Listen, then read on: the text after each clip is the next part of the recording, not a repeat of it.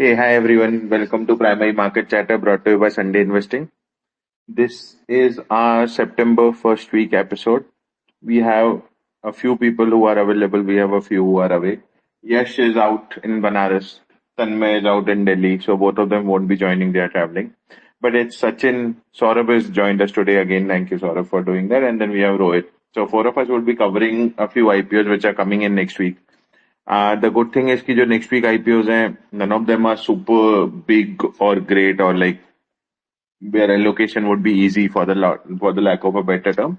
But also the markets are slightly choppy, right? So if it's a easier allocation, the premium would also be lower because people tend to look at premium a lot when they are applying. But yeah, we'll continue with our job. What we'll do is we'll review the IPOs that are coming in next week and just put in a fundamental review of what we feel with respect to the company. Then we'll try and keep it tight simply because चार ही लोग हैं तो should be tight in terms of the space as well. But before we get started, again, want to highlight a couple of things. One, we are not SEBI registered. So none of the opinion that we say is qualified. Please do your own due diligence. आप अपना जो भी opinion है वो खुद से decide करके या फिर financial advisor से बात करके ही लें. This cannot be said as qualified opinion. ये qualified नहीं है. And हम लोग बस जो discuss करते हैं कि हम क्या करने वाले हैं. Plus we don't know your situation. So none of this is an investment advice for the lack of a better word. This is not even educational content. It's just us talking about what we feel about our IPO strategy. So please keep that in mind with respect to what you are doing. And second thing, if you haven't joined the YouTube channel, the link is in the pinned comments. वहाँ पे हम ये जो space है इसकी recording डाल देते हैं and we'll continue to do that as well. Since I'm traveling tomorrow, I'll try to put the space tonight itself. So this should be live by like 12 p.m., 12 noon, 12 a.m. or something like that. Having said that, let me just set up the order for the day. आज हम 4 mainboard कंपनियों की बात करेंगे और एक SME की बात करेंगे. Will probably start with Sneha organic, उसके बाद सुक्स लॉयड की बात करेंगे, उसके बाद ऑप्टीवेल की बात करेंगे, उसके बाद Goyal construction and then we'll end with Amantha health care. All of them are smallish issues. So there's no issue which is bigger than 150 CR. So allocation in good issues would be tight, but then we'll also have to see how the issues are. Having said that, let me probably just move forward and start with the first company. The first company जिसकी हम बात करेंगे वो Sneha Organics है. So let me set up Sneha Organics. Incorporated in 2017, company operates in solvent recovery, providing sustainable solutions for industries that use solvents. It collects spent solvents and uses distillation and purification technology to reuse them. तो कुछ तो solvent का recycling की theme वाली company, recycling theme companies have been slightly hot. So and इसका मैं margin देख रहा था, margin काफी ज्यादा था, which was questionable in terms of how high it was, but we'll come to it. IPO की बात करूं तो 32 CR का IPO है. मार्केट कैप 124 करोड़ पे आ रहा है. सो अराउंड 27-28% का डाइल्यूशन है. FY25 फाइनेंशियल्स की बात करूं तो रेवेन्यू 26.3 CR है और पैट 7.3 CR है. सो good 30% PAT margin, which is insane when you think about it. So we'll have to see how sustainable that PAT margin is, but that is about the financials.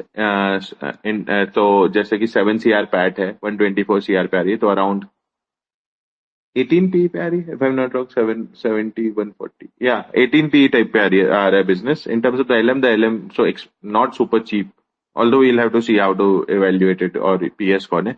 In terms of the LM is fast track fintech. Again, very like, for the lack of a better word, Mahindra developers was the last issue. So exercise caution is what the general verdict would be when like you talk about this LM. But yeah, with that, over to you, Sachin, to talk about Sneha. And I'm assuming मैंने काफी सारी बात तो कर ही ली है while I have set it up. But yeah, sorry. Over to you, Sachin. Am I audible? Yep. All right. So you have told a lot already, so I'll keep it short. So this Sneha Organics is based out of Telangana, and they primarily started as a partnership firm in 2017. And the family business of this Mr. Current Managing Director, Mr. Sai Kiran, it was a trading business for this solvents, and that is now transitioned into this Sneha Organics. So they specialize in spent solvents. Spent solvent is what the solvents that these industries and all release. So what this company does is this company purifies them and then it generates a good amount of output out of them, and then it supplies to the end users, who can be any from paint industries to pharmaceutical industries to other agrochemical industries, etc. So this Sneha or acts as like a mediator between these the companies producing solvents and the companies who intend to use these solvents. Their 50% of the production comes from this acetone, ethyl acetate, etc. And they also claim somehow to have over 80% of repeat orders from their customers that they are catering. They haven't named any good clientele, but they say to cater to almost all of the big clients from the pharmaceutical industries, because they are located in Hyderabad, so that is a location advantage for them to cater to all these pharmaceutical industries. So they do contract manufacturing, which is like a more like a job work for these big pharmaceutical clients, where they supply these solvents around 18 to 19 rupees per kg, which is in comparison to the new solvents that these pharmaceutical clients might go into the market to buy. So they come at 85 rupees per kg, while the purified one which this Sneha provides, it's at rupees 19 per kg. So that is a cost advantage for these pharmaceutical clients. And the rest what they do is they also trade for this pharmaceutical for these solvents that they release from these processes. So some of the revenues come from that as well. What they are trying to do is, now since it is a already competitive market, so post IPO what they are trying to do is they will purchase from bulk these solvents, purify them, and since they have a good technology to maybe get the maximum output out of this purifying process, and then they will sell it in the open market at whatever rate is there. So currently their revenue split is 60% from pharmaceuticals and 40% from all others, agrochemicals, specialty chemicals, etc. uh, Earlier they had around 80 to 85% revenues from corporate clients, which is like these B2B clients, and the rest from dealers. Now in IPO year especially, this is transition from 50% from corporate clients and 50% from dealers. No specific explanation to this when it was asked from the management. They have already increased their capacity year on year from internal accruals, and currently they are utilizing around 88%. Now coming to IPO proceeds, 24 CR is for working capital, rest 4 CR, around 4 CR is for repayment of borrowings, and rest is general corporate purpose. So in FY23 they did around 20 CR revenues with 20% EBITDA. In FY24 they did 24 CR with around 25% EBITDA. This is largely due to increase in capacity and all that. And in FY25 they did around 26.5 CR revenues with 40% EBITDA. So EBITDA has jumped up quite significantly in IPO year, which they said that we reduce some marketing expenses, we reduce some other expenses, some employee expenses here and there. But the primary reason I see is the raw material expenses have gone down, despite there being a increase in revenues, which is not understandable, and they did not reply to it as well. So this is some specific thing for IPO year only. So cash from operations is positive, but then the more the profit they generate, the cash from operations is not positive in that line. It has been positive year on year, but in this year, since the profit was more, the cash generated should have been more, but it is not the case. Coming to the risk, the modest growth seen in the recent years, 10-12% year on year, is something to note. Also the dependence on these dealers, and so dealers generally offer low margin when you supply the solvents to them, so that is one risk. The director also has some group companies which are already doing similar sort of business, and I do not see any non-compete agreement with them. Employee attrition is also high. It was around 25, almost around 50 to 60% in FY24, but in IPO year again it is around 25 to 26%. Also, there have been frequent changes in auditors recently in the past 1.5 year. So that is also one thing to note. So if we look at the inflated margins, it's around 17 times trailing. But if we look at maybe FY24 basis, it's around 25 to 26 times. And for FY26, they are somehow suggesting in their working capital, they would do a 3x revenue jump and similar sort of margins. I don't know how will it come from that, but it is what is they are saying. For the peers, they have specifically mentioned that they have no listed peers, but there are already many pharma companies which do this exercise in-house. So you do not need a specific peer for them to track, and the amount that and the valuations that this company is coming at, if we look at from the FY24 perspective, is it already seems high. Lead manager here is fast track FinSec, so not so good track record as you mentioned with Mahindra and Cedar, etc. Also, this issue does not has anchors, and there is the minimum QIB portion. So keep that thing in mind when anybody is assessing. I saw that a GMP is running as well, but it is not sustainable, and we do not rely on GMP. So make what you make of it. That's all. Perfect. Thank you for Sachin for covering the issue, and you highlighted quite a few points. The story just seems too good to be true. To be able to sell at 19 rupees and still make like 30% profit margins, 40% EBITDA. So, and 3x revenue in this year. So everything just, for the lack of a better word, makes you want to just understand the company a lot more better.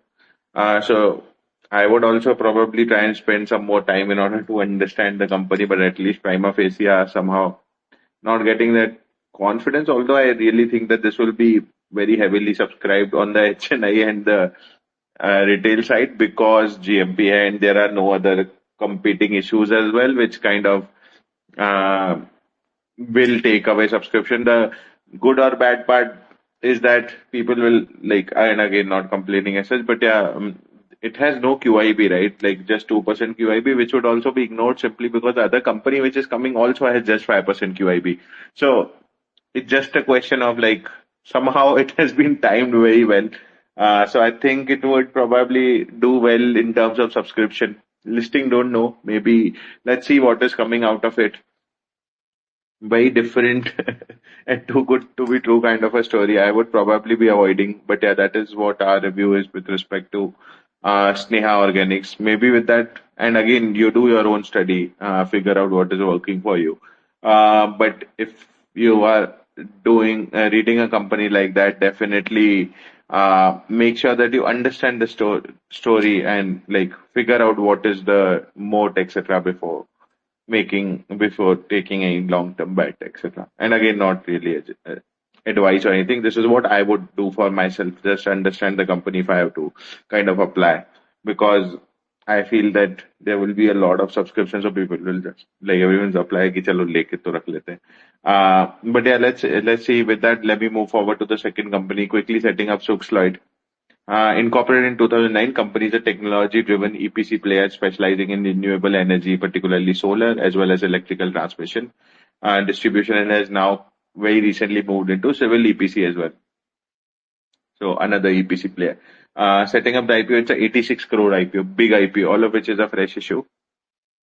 Market cap 286 crores, so they are diluting like 30% of the issue of the company right now. In terms of the financials, FY25 financials revenue was 178 crores and the PAT was 17 crores, so 10% PAT margin business, and they are coming at like 15p trailing, 15-16p trailing. We'll understand. And in terms of the LM is rather new, three-dimensional capital services. So over to you, Rohit, to talk about Sugs Llyod. Thanks, Manish. I'll also keep this one quick. So yeah, this is an 85 crore issue. It was a book built issue, which meant that there were supposed to be anchors, but somehow only 2 anchors and only 5 crore of this issue, could actually be, they could actually get anchors. So not a great start, I would say. So I'll try and cover this business. At the outset, I'll say that this is yet another EPC business. So there is a certain fatigue that I also personally have. And I'm sure many people in the market also probably has with this segment. So just keep that in mind when, just applying a valuation multiple to such businesses. So what these guys do is they are a combination of mainly solar and electrical EPC. They also do a little bit of civil, but I'll completely discount that. That anyway gets no valuation whatsoever from the market. Solar, they do mainly rooftop work with the government. I think it's 100% government currently. And they do electrical EPC, they do some distribution and substation work. So this is not transmission EPC or the high value stuff that say the Rajesh Pars and Viviana Pars of the world do, where they do EHV work and transmission work. This is just the entry level electrical EPC work. The one thing that these guys do have, which is I tried to find a little bit more, is they have a product that they sell called a fault passage indicator, which looked somewhat interesting. In one of the interviews, they said that this is a product that they compete only with the Schneiders of the world. and they are expecting this particular business to do well this year also. I don't know too much about it. I don't know the technicalities of it, but I'm just stating what the promoter said. And I will also try and look this up maybe in the next couple of days. Overall, but at its core, it looks like an EPC business. Well, at least numerically, they did 170 odd crore in FY25, which is over 150% growth, which is great. They registered, I think, 17 crore PAT, which is almost like 16.5, 17, which is almost 10%, which is also reasonable. I mean, it's fair, it's in line. But of course, the problem comes when you look at their cash flows and their balance sheet, which is pretty horrible. Very high receivables, very high, very, very negative cash flows. I think almost 40-50 crore of negative cash flow. I think in one of the interviews, the promoter did say that the receivables have come down since. I mean, this happens with government work where billing happens in March. And of course, you will not get all of it. And it'll take time for that to come. But yeah, it doesn't look good optically for anyone who just reads the RHP. You're not going to look at this business and say, okay, this is the 52nd solar EPC company that is coming. Let me look for something, so a reason to invest. It doesn't show up from the RHP, definitely. The one good thing they have is they have a decent order book. So in the RHP, they've said 300 crore. In the interview and in the PPTs that is circulating, that has come up to 420 crore. So what that means is there'll be about 120 crore of orders that will definitely come in as soon as it lists, which means that there will be some, people say, the printer will be working. So the printer will be working in this company, I think. So there'll be at least some news flow, maybe post listing. So for people who want to, trade on that kind of stuff. The company is coming at 17 times FY25. And as per their projections, I think they should do 300 crore plus for this year, which means they're coming at, say, 10x FY26, which obviously on the face of it is not bad. Solar EPC, electrical EPC, both do get higher multiples. They're the only two EPC businesses today that get better multiples than this.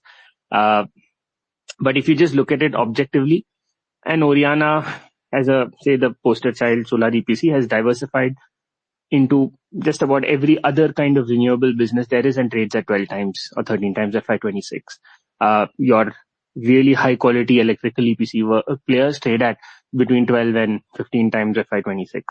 So this company has come in at a valuation that is reasonable. So that is one thing to give. Question is, how much appetite will there be for the market to absorb this? Well, 80 minus 5. So 85 minus 5 is 80 crore of float that will come. So that is the question. Having said all of this, see, there is a valuation gap. These valuations gaps may or may not get filled. So you can't tell for sure. This other company, Current Infra, which just closed a couple of days back, is very similar, more solar EPC.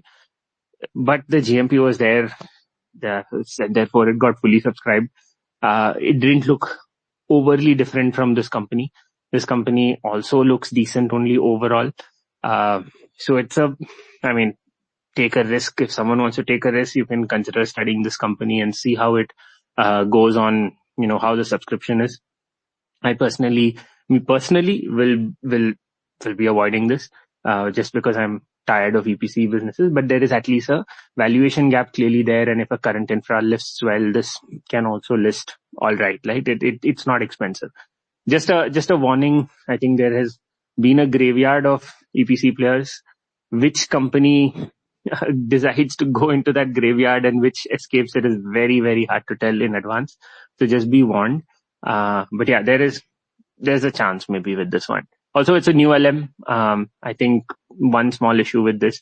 So what they're doing to manage this issue, I am not sure. The fact that they could only get two anchors, one of whom is Rajasthan Global, and the other is NAV Capital, which is still a decent fund, but only two anchors is also a bit iffy. So it's very, apart from valuation, it's a slightly iffy situation. So, yeah, I mean, to me, it feels like a toss of a coin right now.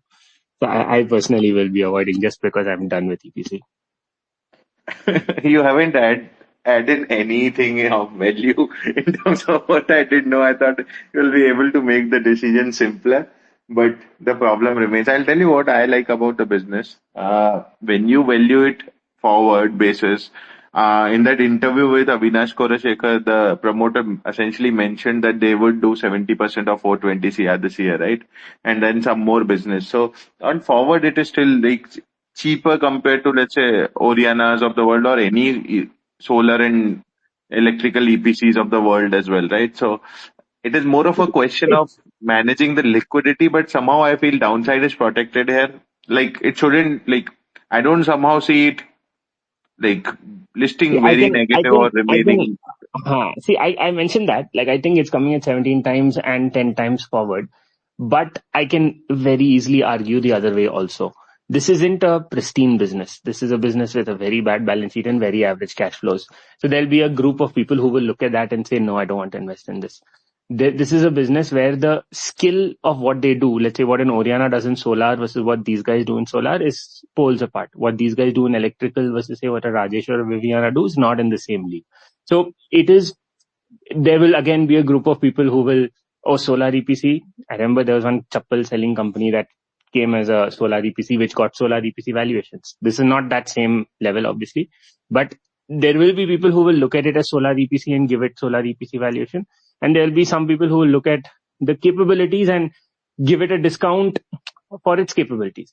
So where it will fall is very hard to say. And then you have the liquidity issue. And then you have a bunch of, EPC players that trade at trailing 10 multiples, less than 10 multiples.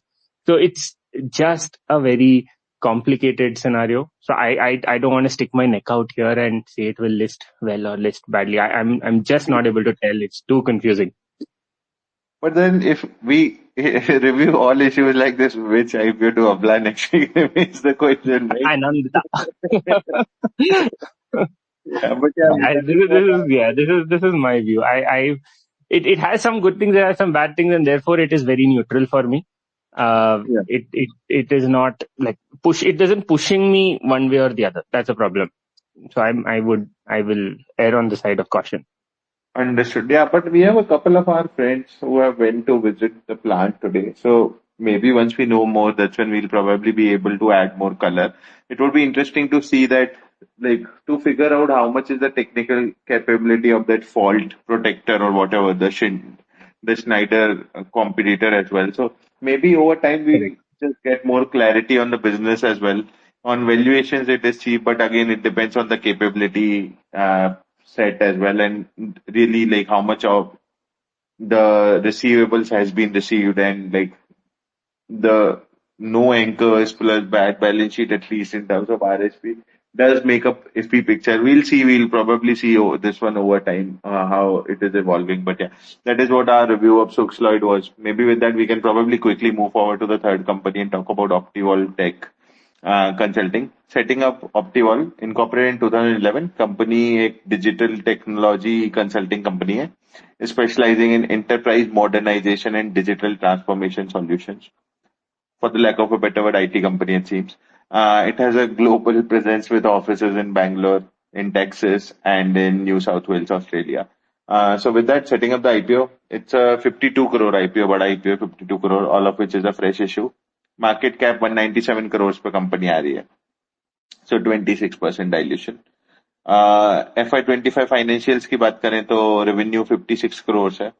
और PAT 12 crores है. So 20% PAT margin business. Brilliant. Very high PAT margin business. They are coming at like 12, 120, 180. 16p trailing. 16p FY25. But probably still needs to be seen what is the growth prospects. IT in itself is somehow uh, figuring out as an industry compared to, because of all of these AI, etc., modernizations, we'll figure out. In terms of the LM is share India. So with that, over to you, Sachin, to talk about Optivalue Tek Consulting. Am I audible? Yep. All right. So this Optivalue Tek is a consulting and services firm. So they have system implementation, cloud solutions, enterprise application, everything that you can think of in the IT ambit is under them. So It includes data automation, API management, some AI thing, etc., etc. So everything they have mentioned, it is there. So what is the core expertise in all of this is this? They say that they excel in this application integration through API management and cloud solutions. And they also have plans to enter into this video and image analytics for drones and railways. And this is the what is will with their focus going ahead. And they seem to develop this in house. The two duo, I think they are both are a couple. Mr. I forgot the name. One was Mr. Jha. What was the name? 1 minute. Some Jha couple, I presume, if I am correct. I'll move on. So they mentioned that they also have got some good orders recently. They did not name the value for these analytics for drones and etc., but they have got this. And these are the new projects that they are trying to cater from their office in Bangalore, for which they will use these IPO proceeds.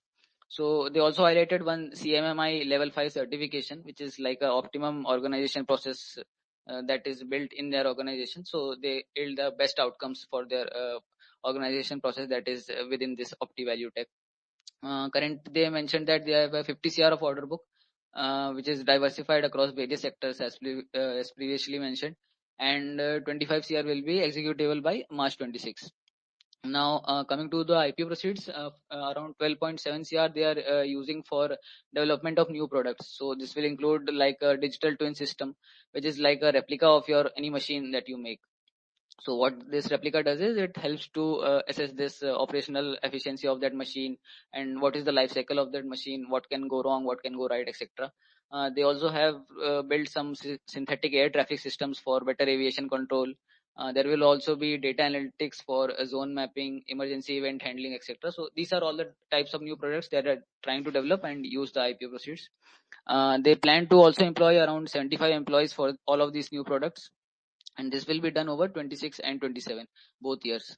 Around 6.4 CR they will use to upgrade their existing IT infrastructure from servers to machines to systems, etc. 17 CR will be used for working capital, and 1.7 CR will be used for their new Bangalore office, which will cater to all these AI systems, etc. Now to the financials. In FY23 they did 39 CR revenues with 13% EBITDA. In FY24 they did 36.7 CR of revenues. So revenues actually fell, which was due to one vendor that delayed their approvals, and which also reflected in their payment cycle. So that was the reason why revenues dipped, but the margins increased. Operational efficiency was there, so 22% EBITDA on that front. In FY25 the revenues have increased to around 56 CR and 29% EBITDA margins with around 20% PAT. Now they're saying that this margins will sustain, but then we see the balance sheet going totally negative on the receivables and the cash flow from operation side. So I don't think it will sustain, but let's see. For FY26, what they said in the management meet was that they are trying to do a 75 to 80 CR of revenue. But what their working capital is suggesting is around 60-65 CR of revenues. And the margins they said that would be maintained. So maybe management is expecting more orders going ahead after the IPO comes in. No certainty of that, but that is a possibility. Now there is risk that 90% of the revenues is through system integrators, so they do not directly deal with the clients, so that caps their margins to some extent. Also for this analytics in railways and etc., they need approvals from the railways, so that will take some time. So that is a time consuming process. Employee attrition is quite high. It has been increasing year on year. Maybe it is some of the processes that is in the company, and maybe some of it is due to the IT sector overall. But I do not know what is the reason, but it is around 56 to 57%. Now coming to the pricing, it's around 16 times trailing, and whatever they are mentioning for the growth, it is around 12 to 13 times forward. In the peers, they have mentioned Dev Info and one Euphoria Infotech. Both trade in this 10 to 12 P range on the trailing basis, and maybe even lesser on forward basis. So that is about the peers. LMER is Share India in and out record, sometimes good, sometimes bad. So anchors are yet to come. If they come. So no conclusion on that front. One thing I noted was this one CTO from Data DG Tech. if I pronounce that correctly. Yes, Data Digitech. Mr. Sujit Kamath is visible in the shareholding, and he has recently joined as a director for this company as well in August 24. So maybe that adds value to it. They also did a pre-IPO around 100 rupees in December 24. No, that was. Is it correct? 1 minute.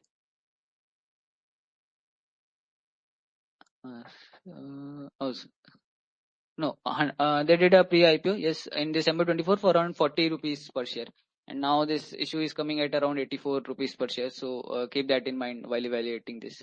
So coming to the final, maybe some more clarity will come in when the anchors come in, and maybe some more interviews as well. I only found one IPO meet, but then it all sounds too similar in the IT space. So personally, didn't like it that much.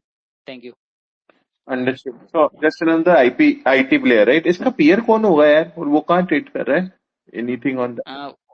I would rely what they have mentioned. So जो उन्होंने बताया मैं उसी पे rely करूंगा कि इतना मतलब basic अब हो गया ये IT में consulting work. So it's nothing niche that they are trying to do. This even if they mention that they are trying to do this AI and drone stuff, everybody does it. There are countless players in and around Bangalore and in and around Hyderabad. We can see countless players. So what they have mentioned is this Dev Info, it trades near 18 times, and this one Euphoria Infotex, it trade near 10 to 11 times. So it is already costlier than priced higher than these two. Understood. So on the higher side only, right? Then so Right. like we have to say महंगा है. So on that basis itself it seems like avoid. Got it. With that, maybe we have covered Optival, unless you have something to add. No, I'm done. Okay, okay, perfect. Let me see where Saurabh is. I can't find Saurabh. Saurabh, are you on the call? I can't see him either. ठीक है. Maybe then what we'll do is we'll move forward to the fourth company. We'll do a Mainboard first. We'll do Amanda. Sorry, Sachin, you will have to kind of continue to speak if that is all right. Sachin has been doing most of the heavy lifting today. All right. Sure. Let me set up Amanta Healthcare.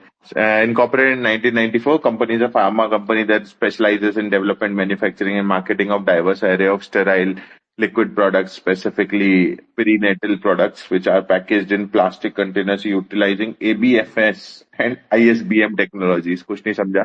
You will probably have to explain all of that to me in a very naive language, Sachin, when you are explaining the company. But from my understanding, it's a pharma company that does some CDMO sort of a work. I don't know. You'll tell me. The company is also a manufacturer of medical devices. Setting up the IPO, it's a 126 crore IPO, all of which is a fresh issue. Market cap 489 crore का है, तो 25% का dilution है. FY25 financials की बात करूं तो 276 करोड़ का रेवेन्यू है कंपनी का एंड 10.5 करोड़ का पैट है. So just 4% match margin if I am not wrong.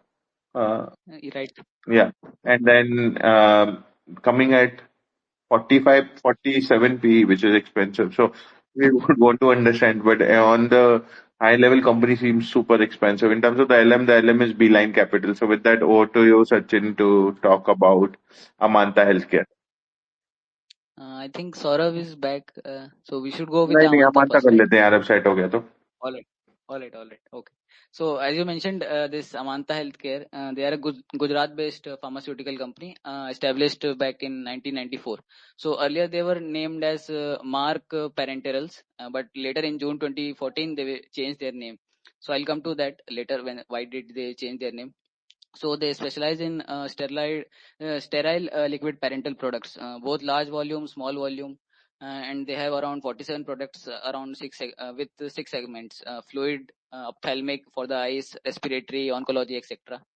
So what this parenterals is, just a drip system we use in the hospitals, so that that medicine directly goes into our veins and not through the digestive system. So that is what parenterals is in easy language.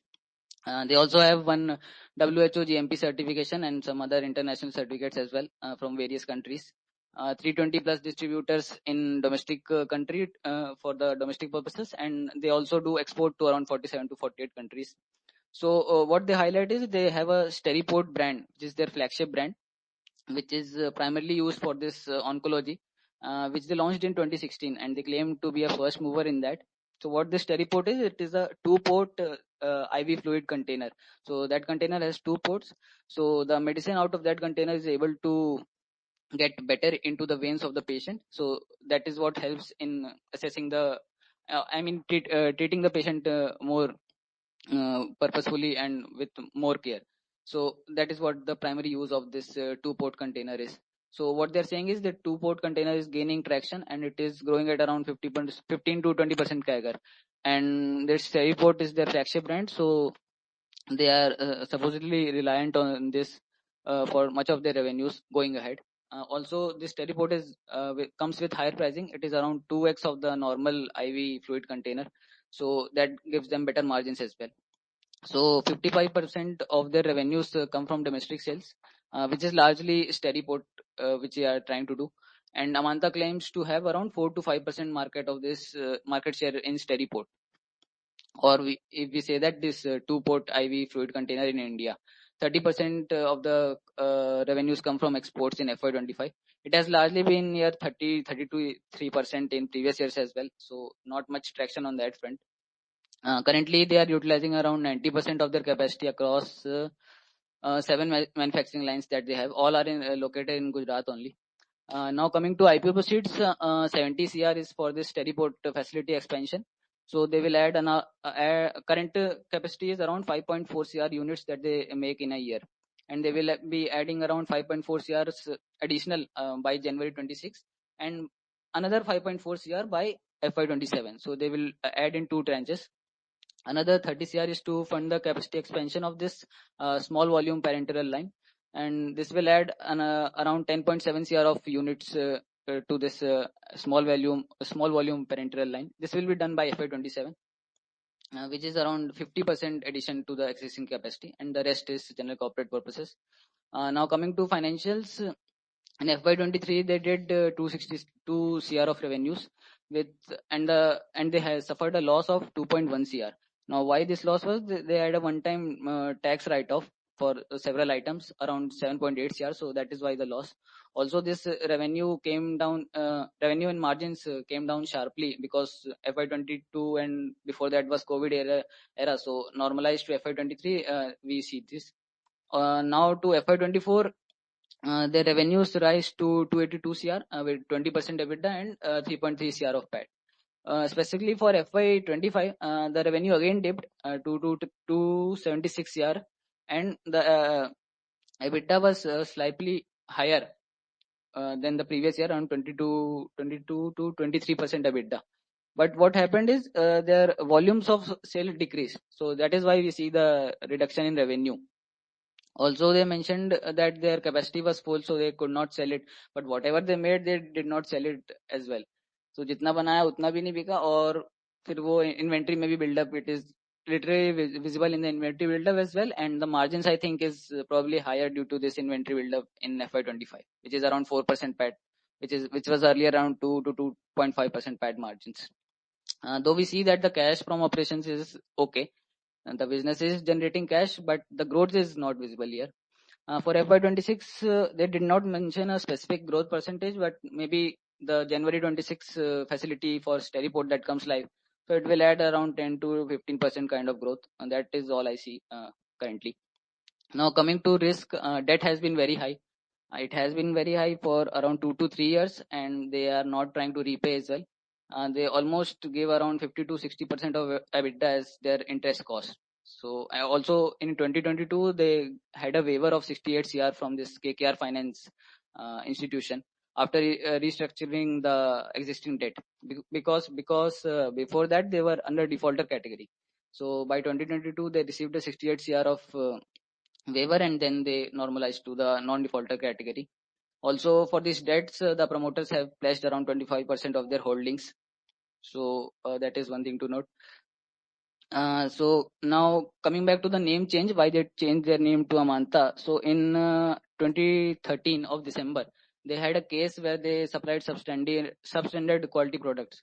So for that they had to attend those cases, attend hearings, and then in November 2014, they finally recalled those products. and in and around that time they changed their name to Amanta Healthcare. Also, they received a short suspension in that time for their facility, and that case is still ongoing in some court in Mumbai. It is not still resolved yet, so that is still ongoing. Also, they applied for a US FDA license for their products, but they received around 19 to 20 observations, and due to unsatisfactory replies, they never tried to go back again for the US FDA approval, and they did not pursue it further. Some minor tax litigations are also there.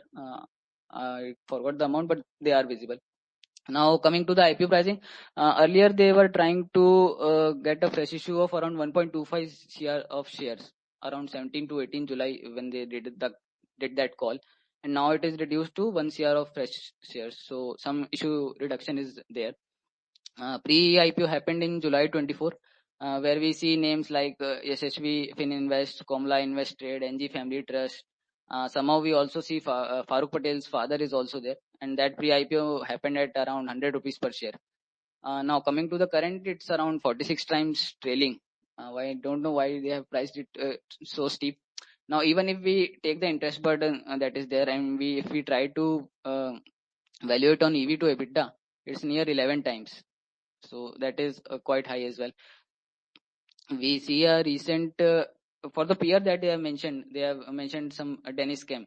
So that trades near 16 times. It is not a exact peer, but it is quite lower than this Amanta Healthcare, but that trades near 16 times. And there are many peers in this small volume parental and large volume parental as well. We saw the one recent SME Onyx Biotech, which was in this parental only, and it trades near 10 to 11 times. Not a direct peer, but somehow relatable to Amanta. For the Steriport, that two-port IB fluid system, there are many private players and MNCs as well. AccuLife, Sri Krishna Keshav, Baxter's, B Brown, and all of these players are taking around 10 to 15% market each. And after that, then this Amanta Healthcare comes in. So lead manager is Beeline. It is a SME lead manager, but has a decent repute. Anchor book, I saw two good names. One that Shanshi Fund, and one is this Perpetuity Health to Wealth Fund. Fin Avenue was again in the anchor. They were also in the pre-IPO, and they were again in the anchor. So for the valuations, I think it is priced very steep. Maybe in FY26 or maybe by FY27 forward valuations, it normalizes to around 30 to 33 times. That is what I see. The Steriport thing that we are trying to highlight again and again, it was the first mover in 2016 when they first launched it. But now enough players are there. They have developed their own brands, their own tech. So I do not see that as a competition, as a advantage for them in that context, like it was in 2016. So that was about Amanta Healthcare. Wow, again, super expensive, and there are a lot of things which don't sit well with the business, right? So that is something which needs to be kept in mind. Another such issue, which is like I don't know, like there's no slam dunk issue this time, which we need to apply. But yeah, it seems like a difficult business to value. We'll see how it is also evolving over time. I like the anchor book honestly for a 126 CR issue, but outside of that, nothing major which I could like in the business. So we'll see how Amanta reviews over time. Definitely not looking at it in terms of a long-term position. With that, let me move forward to the fifth company, Goel Construction, and quickly set it up. Incorporated in 1997, the company is infra player specializing in construction of cement plants, power plants, dairy plants, and other industrial facilities. Infra EPC, which is not getting that high of a P in the market as such. As of June 30, 2025, company is executing 14 ongoing projects across 8 states, supported by an order book of 597 crores. Setting up the IPO, it's a 100 crore IPO, so huge size IPO, 100 CR का IPO है, 81 crore fresh है, 19 crore OFS है. Market cap 380 crores पे आ रही है company, so they are diluting like around 26-27%. FY25 financials की बात करूं तो their top line was 594 crores, huge top line, and bottom line was also decent with 38 crores. High top line for a bottom line for a SME business. 38 crores company ने कमाए, which is like 6%, 7% PAT margin business, and like it's coming pretty decent, 10 P trailing forward ka maybe Saurabh will tell when he's explaining the company. In terms of the LM is Srujan Alpha Capital Advisors. So with that, over to you, Saurabh, to talk about Goel Construction. Hey, am I audible? Yep. So, to be honest, Manish, I think you covered almost everything that is there in this IPO. If someone was holding the breath for a slam dunk IPO, let me tell them this is not it. So, yeah, fairly simple business. To be honest, I'm going to keep it very short, partly because there's not much material available right now as well. And the RHP is also pretty straightforward. Like you said, it's a construction contractor into building industrial plants. That too, they are almost exclusively specialized into cement plants. So until FY24, they used to do 85% of their revenue from cement industry. I think that came down a bit in FY24, 25 to about 75%. About 20% is from power plants construction. So yeah, like you said, I don't know what valuations the market must give this business. There's no real moat. There's no real specialization, although they've been around since 1997. So that's a long time, and the expertise that they develop probably holds them in good stead here. They started off extremely small, they're from Rajasthan, and they started off like 1.5, 2 crore projects at a time, and now they have several projects that exceed 100 crores. So they have a good track record, a good trajectory. Client list is also impressive, like all the who's who of the cement industry, your Ultratechs, your Dalmias, all of them are their clients. Revenues have been growing well. FY23, they did 270 crores, which moved to 380 crores, 86 crores in FY24. So that's about 40% jump. And then another 50% jump in FY25 to reach 590 crores almost. So about 8.5, 9% EBITDA business, 6.5, 6% PAT margins. They have a good order book, like you said, 596 crores as of June 30. Interesting here is that the order book has actually come down. If you see year on year, year ending FY23, they were about 453 crores, which went up to 547 crores in March and 2024. This year, March, they were at 438 crores, which has gone up now to 596 by June. So looks like probably a lot of orders come in the first quarter. So that's where the order book is. Coming to use of funds, like you said, it's a big issue, almost 100 crores, out of which 18 crores is an offer for sale. And the remaining, they're using about 42 crores for capex, mainly to buy more equipment. They claim that this will help them bid for larger contracts, and currently they're in 12 states, so they're saying that it will help in geographical expansion as well. About 23 crores of the IPO funds are for repayments of loans, which is a bit odd because they're already very low debt balance sheet. So debt to equity ratio is about 0.2 for financial FY25. So it's a bit odd. I think their total debt outstanding is 27 crores. They're planning to pay out about 23 crores of that. So practically it will be a debt-free company. Rest is for general corporate purposes. Coming to litigation, there are 2 civil cases, which is a bit worrying. But I think in this industry, it's kind of the norm. Some litigations will be there. They are minor amount. I don't remember exactly, but nothing big. But still, around 2 civil cases. There's some direct and indirect tax demands as well, which is a bit of a red flag. Coming to valuations, It's coming at about 10p trailing. I couldn't find much in terms of guidance, so forward P is a bit challenging at this point. We'll have to probably wait for some more material to come about. Uh, right now, they mentioned Power Mech, Suntech, and Ahluwalia contracts as their peers in the RHP, which is again doubtful. Suntech Infra, I don't know, it's a bit lower down the value chain.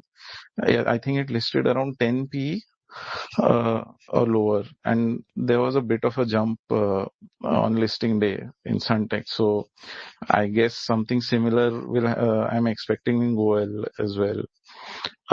Otherwise, other than the valuation, which is quite low, there's nothing else much to write home about.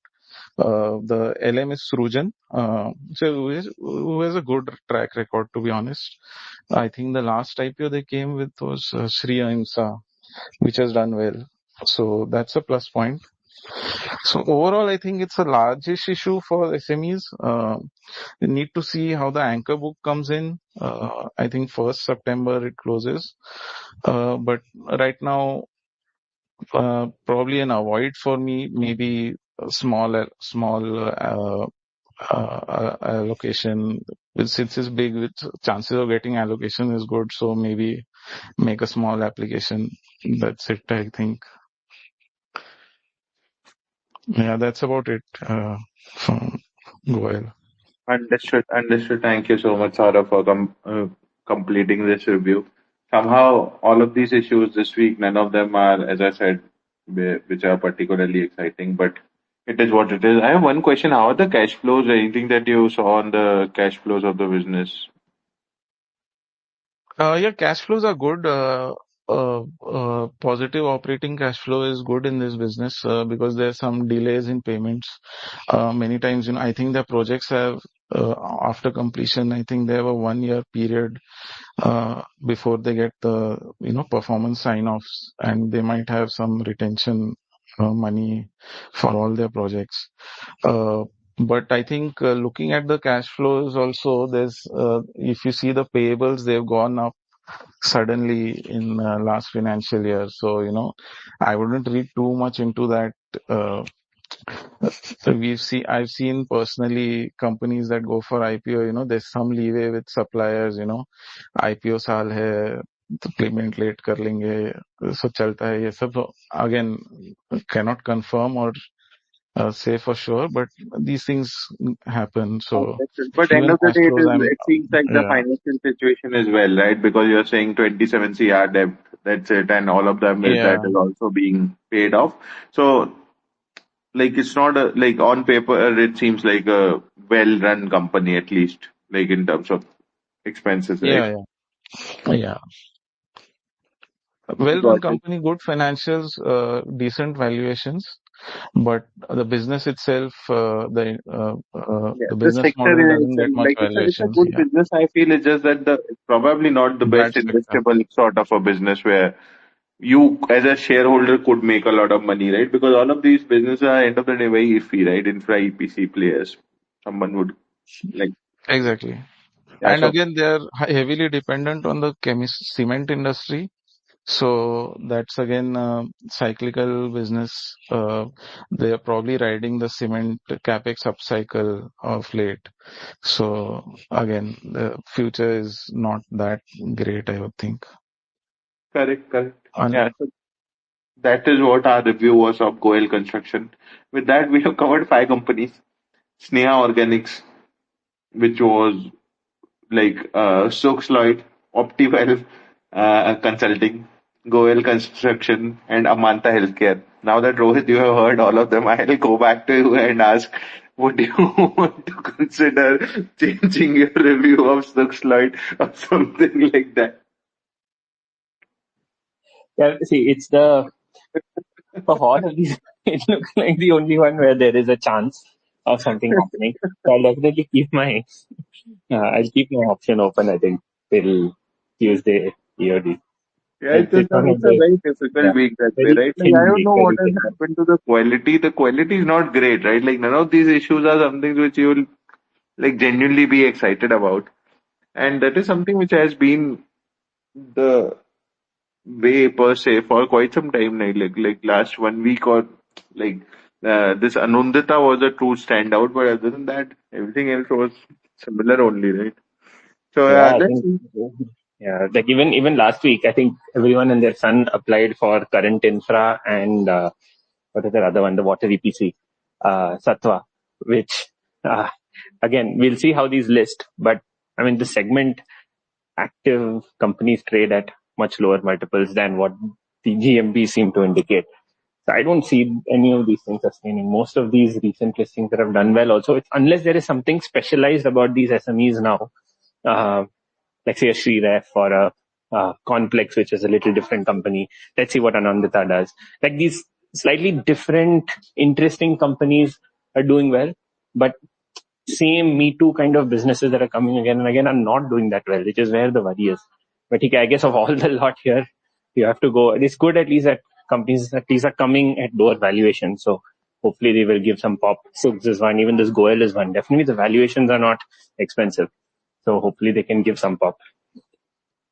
Yep. We'll look at both of these businesses, and we'll also just probably continue to post our reviews as well, as and when things evolve. But yeah, that is what our review was with respect to today's episode. Thankfully, we are covering all five companies today, and we are well short of 1 hour mark. So, which is good. Thank you so much, everyone, for joining. I'll try and edit it today and post today itself. But yeah, thank you so much for joining, everyone, and have a good day. Bye. Thank you. Thanks everyone. Thanks, Manish. Thanks, Sachin and Rohit.